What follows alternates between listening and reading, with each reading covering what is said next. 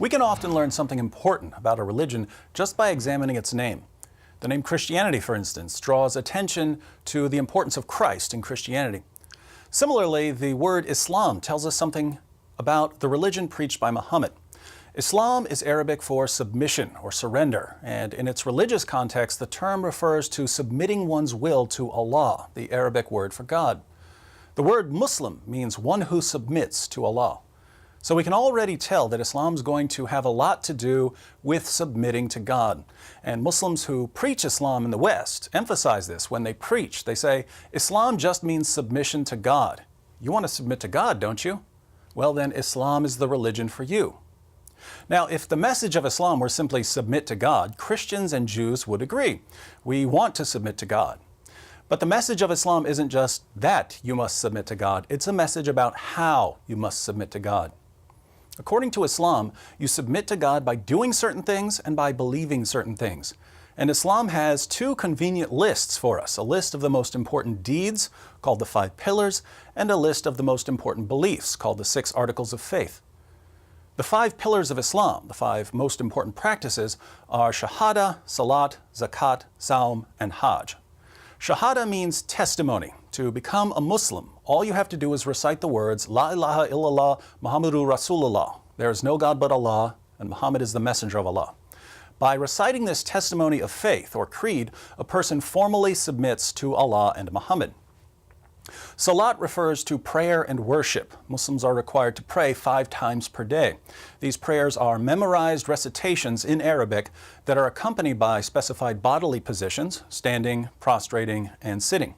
Muslims perform ceremonial washings called ablutions before prayers, and they pray facing the Kaaba, which is a cube-shaped shrine in Mecca.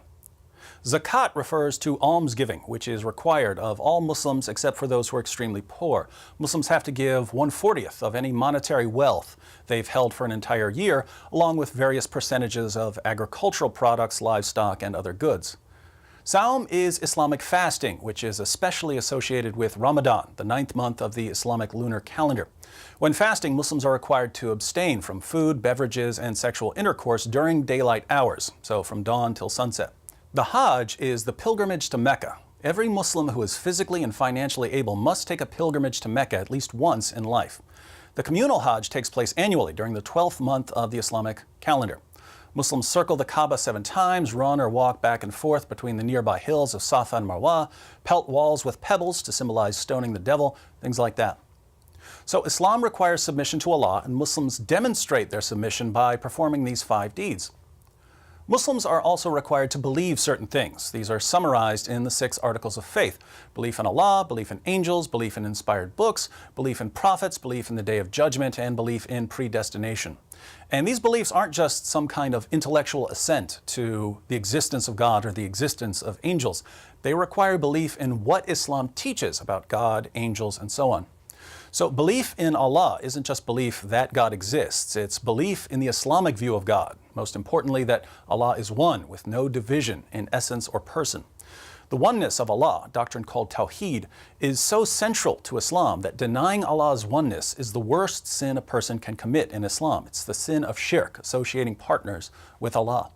The 2nd article of faith is belief in angels. In Islam, angels are created from light and are incapable of disobeying Allah. So there are no fallen angels in Islam. Iblis, or Satan, is one of the jinn. Jinn are created from fire rather than from light and may rebel against Allah. Then there's belief in Allah's revealed books. The Quran affirms the inspiration, preservation, and authority not only of the Quran but also of the Torah, the Psalms, and the Gospel. Muslims have to believe in Allah's prophets. Counting Muhammad, the Quran mentions 25 prophets by name, though there are numerous unnamed prophets as well. The most respected prophets in Islam are Noah, Abraham, Moses, Jesus, and Muhammad. Belief in the Day of Judgment includes belief in a general resurrection of the dead followed by a final reckoning. After hearing their deeds read from a scroll, faithful Muslims will enter Jannah, the garden or paradise, while unbelievers and hypocrites will be thrown into Jahannam, referring to hell. Belief in predestination is interesting. Some passages of the Quran suggest that human beings are ultimately responsible for their own actions, but passages indicating Allah's complete control over human actions are clearer and more common. If you do right, it's because Allah wanted you to do right. If you do wrong, it's because Allah wanted you to do wrong. Allah controls everything we do. So those are the basics of Islam. There are a lot more beliefs and practices in the Muslim sources, but these are the beliefs and practices that are most significant.